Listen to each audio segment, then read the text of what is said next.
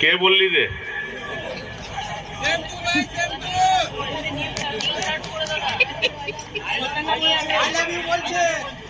তোর বৌদিকে বলতে বল, ভালো লাগবে আমার শুনতে। তারা ভোট দেবেন, বিজেপি আগামী দিনে কি করবে, বর্তমান যে সরকার আছে তার ব্যর্থতা, সবটা নিয়ে আমাদের যারা নেতৃবৃন্দ আছেন তারা বলবেন। আমি রাজ্য স্তরের বা বড় বিষয়গুলিতে আজকে যাচ্ছি না, আমি স্থানীয় কয়েকটা কথা বলে আমার বক্তব্য শেষ করব।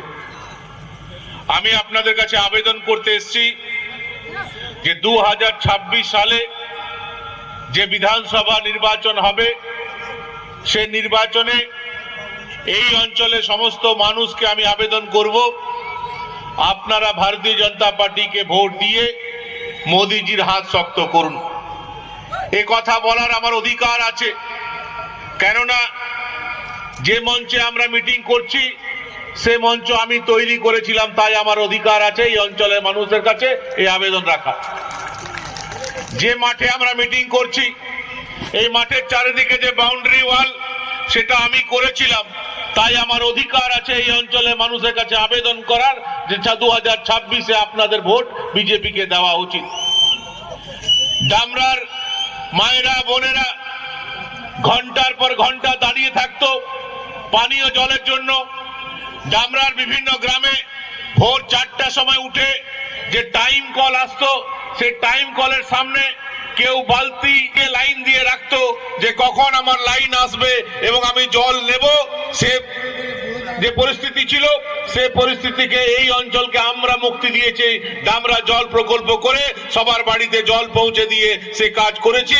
তাই এই অঞ্চলের মানুষ তোদেরকে দিয়ে আর যারা এই কাজগুলো করাচ্ছে, কাল যখন বিপদে পড়বি তোদেরকে কেউ বাঁচাবে না, তোদের পাশে থাকবে না। ভালোবাসি, লাডুদাকে দাদার মতন দেখি, তাই এটা উপদেশ দিয়ে গেলাম, এটা ধমকি না, উপদেশ দিয়ে গেলাম। আগামী দিন এটা থেকে বিরত থেকে এটা করো না। সমস্ত রাজনৈতিক দলের নেতা নীতি এটা কি? এক বিধায়ক এসছেন, আমি বলি যারা বলছেন যে বিধায়িকাকে পাওয়া যায় না তাদেরকে বলি, কেন ধর্মরাজ কমিটি তরফ থেকে এই বিধায়িকাকে আমন্ত্রণ জানানো হয় না? ধর্মরাজ মেলা যখন হয় কেন অগ্নিমিত্র পালকে আমন্ত্রণ জানানো হয়নি? এই প্রশ্ন যদি আমি করি, কোন জবাব আছে আপনাদের কাছে? আমি জানি কেন আপনারা আমন্ত্রণ জানাননি, আপনাদের অসুবিধা কারণ আমরা বুঝি। যদি আপনারা ডাকতে পারেননি, ঠিক একইভাবে ওনারও কিছু কম্পালশন থাকে। এক বিধায়িকা যখন এখানে কাজ করতে এসছেন কয়েকদিন আগে গড়গড় ওই কোয়াড্ডি অঞ্চলে, উনি গেছিলেন জনসংযোগ করতে। সুবীর তাপস দা কেন এসছেন এই এলাকায়, কেন এসছেন? সুবীর বলছি ভাই বাড়তে হয়, বয়সের সঙ্গে একটু বাড়তে পারো, কিন্তু বেশি বাড় ঠিক না, এটা মাথায় রেখো।